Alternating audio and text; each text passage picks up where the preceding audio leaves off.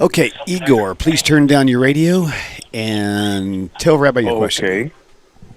Hi, everybody. Hi, William. Thanks a lot for taking my call. Sure. I would like to discuss the expression Judeo-Christian. I don't think Jews use the expression Judeo-Christian as often as Christians do. Also, it strikes me that Christians don't say Judeo-Christiano. They say Jewish. They say Judeo-Christian. They only Latinize the Jewish part of Judeo, and they leave the Christian part in English. What's in there for Christians about this expression? I've never heard the expression Judeo-Muslim, for example. Why does Christianity seem to be the only Abrahamic religion making this Latinized association? You're a sweet guy. Thank you. Go ahead and hang up now to your answer. Thank you. Good question. Thank you. All right. You know, thank you. I thought about this a lot. People go, why do you think about this? Because people ask me about this, and moreover, it's very intriguing. I'll tell you something that I've observed. Now, I don't really have the answer to your question because I'm not the spokesman for Christians. I should be, but I'm not. But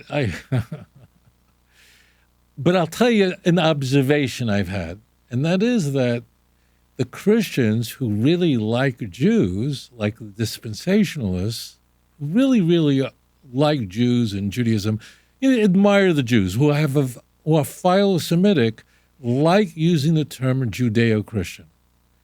Those who reject replacement theology and believe in a dispensationalism and have a very favorable view towards Jews like to use the term Judeo-Christian.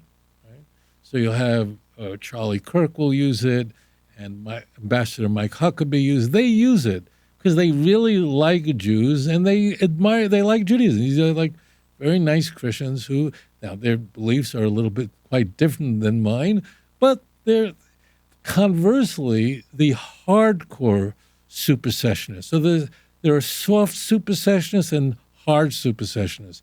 But the real hard supersessionists, means the people who believe that the hard supersessionists are those who believe not only did Israel lose all the blessings that were originally given to the Jewish people, but the hardcore guys, these are the guys who get interviewed on Tucker Carlson.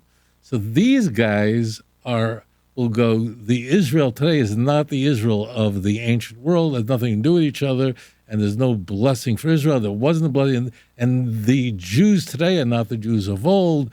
So those guys really can't stand the term Judeo-Christian. And I've watched this in just like I'm watching a circus. So you see Christians who oppose the term Judeo-Christian, invariably they're sedevacantists. That means the real nasty Roman Catholics who are not into Jews at all, or they're Orthodox Christians, real hard replacement theology.